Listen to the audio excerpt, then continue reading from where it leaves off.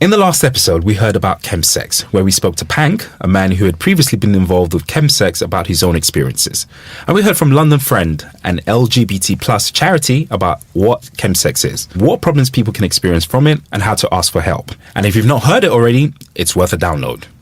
So this episode is all about setting straight some myths, and we're going to be getting educated about HIV, from prevention to diagnosis, HIV management and medication. And we have two experts in HIV in the studio, our residence expert, HIV and sexual health specialist, Dr. Stuart Flanagan, and a huge welcome to the studio to new voice to the podcast, the wonderful Matthew Hodson, Executive Director of one of the leading HIV charities, NAM. Welcome to Sex Talk, Matthew and Dr. Stuart. Hey. Thank you. I feel like we need all of that. Hello. Cheers, guys. Yeah. Thanks. Good to be back and good to see Matthew. Yeah. It's great to be with you. Cheers. Now, Matthew, it's your first time on Sex Talk. Mm-hmm. Thank you for joining us. Be gentle with me. Can't promise. But tell us a bit about yourself and the work you do. As you said, I'm Matthew. I work for NAM. We provide resources particularly for people living with HIV, but also for their healthcare providers. For audiences internationally, we have a website called AIDS Map, and we also do kind of print resources, and we host meetings and things like that. Matthew, for people that aren't familiar with those acronym NAM, what does that stand for? Oh, well, it's one of those kind of old-fashioned things. It doesn't really stand for anything anymore. It used to stand for National AIDS Manual, because when we were set up, it was a ring binder folder of information which we would share with people. But now we're international, and fortunately now we're much more often talking about HIV rather than AIDS, and most of our work is online, so we're no longer a manual. But apart from that, the name absolutely fits us. What the main thing we do is we provide support for people living with HIV so that they feel really empowered in their conversations that they may have with their healthcare providers. Also really key to the work that we do, and I think this is like kind of really key to what I care about, is we want to really challenge stigma.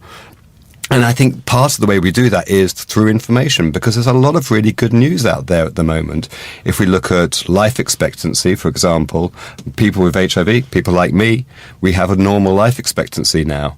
And there's this wonderful thing which we're starting to talk about, which is that when we are treated, we're no longer an infection risk to our sexual partners.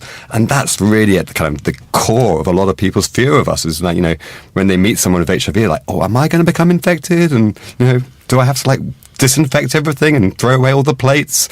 And it's like, well, actually, we can even have sex, even without a condom, and we'll still be okay. I mean, how amazing is that? Sure. Yeah. Come a long way. Yeah. We're going to chat more about that on the show. And Dr. Stuart, for those who haven't heard Sex Talk before, could you just explain a little bit more about what you do, please? Yeah, so I'm a specialist in sexual health and HIV medicine. I work in a large clinic in London. Mm-hmm. And yeah, I'm really excited to talk about HIV in particular, because it's one of my passions, is, as Matthew said, talking about the new information that we have about HIV. But the big challenge ahead is still the stigma.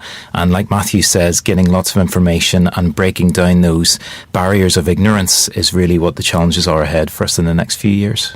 As Dr. Stuart just said, prevention, testing and treatment for HIV has changed massively since the 80s.